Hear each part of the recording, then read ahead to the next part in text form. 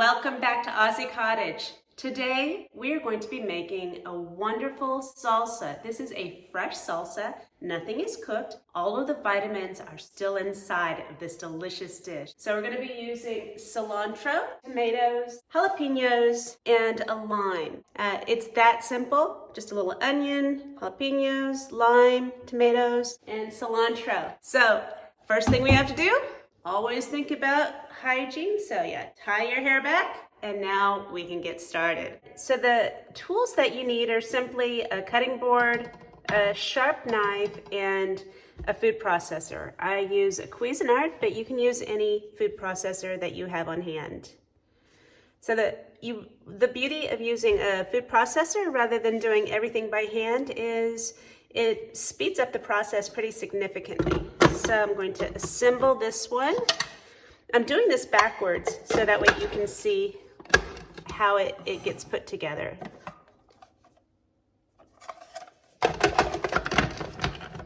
So, oops. That goes in next. And then this can go on top like this, or what I prefer to do is wait to put this on until the very end. That way I can just throw everything in here. So the first thing you do is you wash 4 tomatoes. So I'm going to wash them right now. The tomatoes I'm using are called plum tomatoes. I love them. These are in the peak of season in Australia around this time of year, and this time of year is March. But they can also be picked in the United States in August for the peak of season.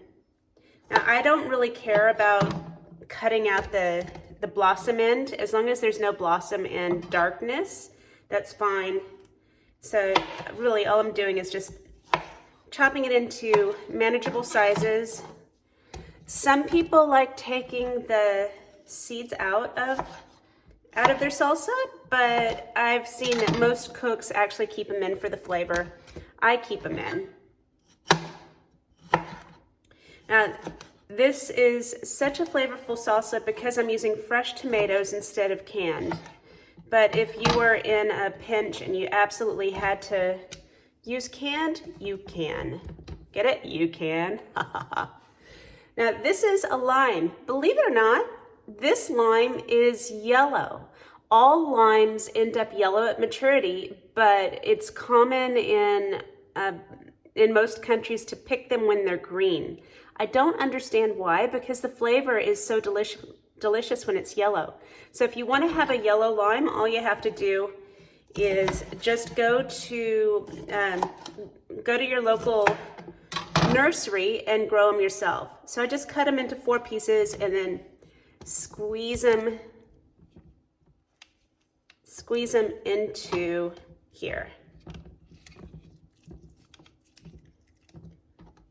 If you don't like it quite as tart, you can always reduce the amount of lime, but I really like a fairly tart product at the end.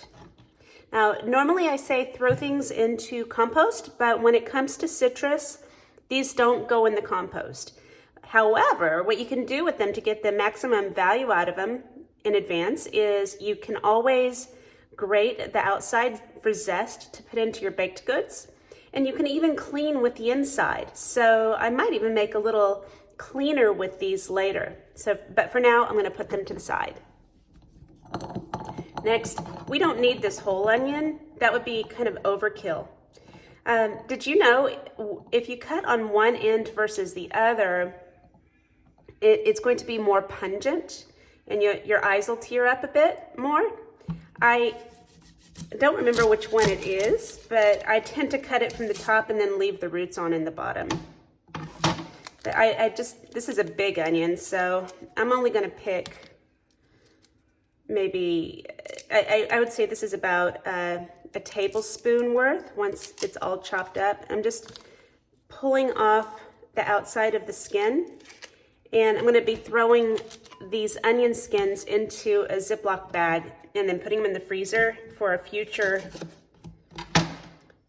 soup or stew. Now, once again, I'm just cutting this in quarters and tossing them in here.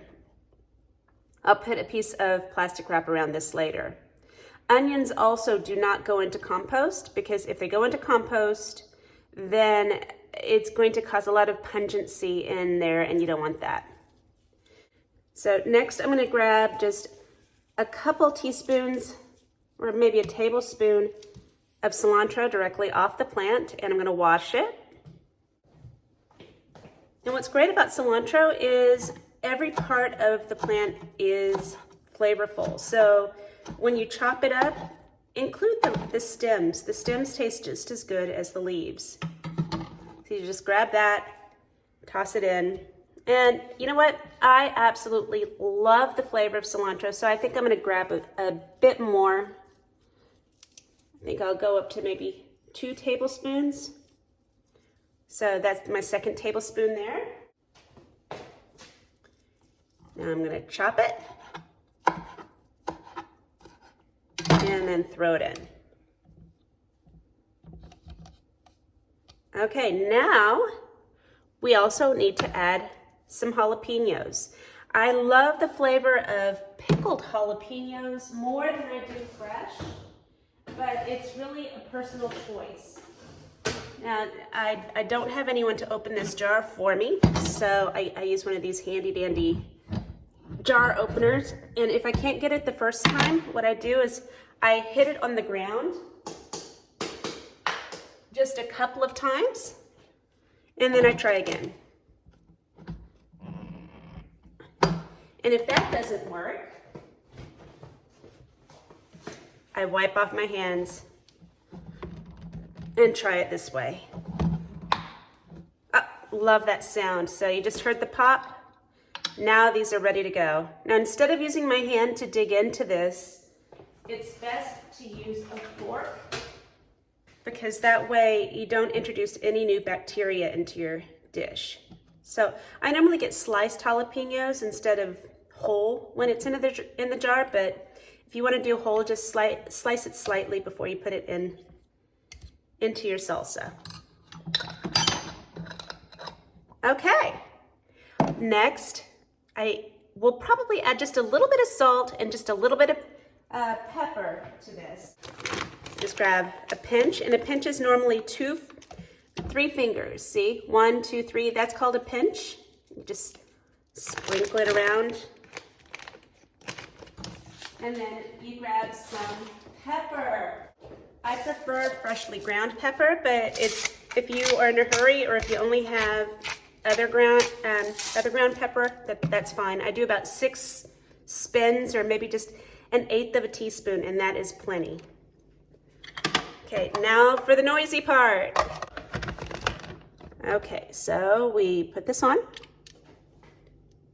and then I always hit pulse next, and that way when I hit food processor, I can hit the button and it won't just keep going and going and going. If you don't hit the pulse, what'll happen is this will end up being way too small in its consistency, and it won't have that really nice mouth feel that you normally have with fresh. So here we go.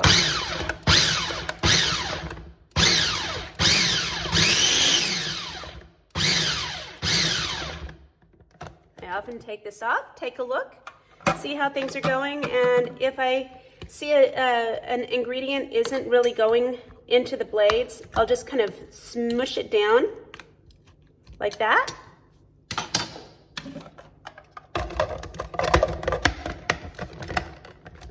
And then keep going.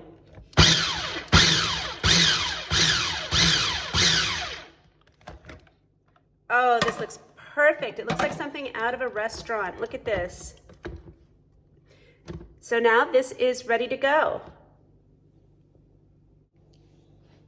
And here we have it. This is the final result. A beautiful salsa. And by the way, I used a bowl that my lovely cousin Rosemary made at her home. So let's give this a try.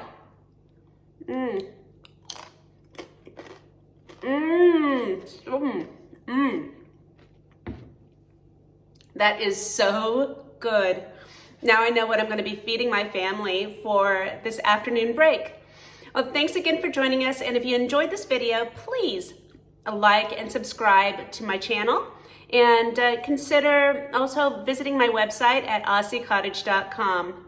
Thanks again, and bye-bye.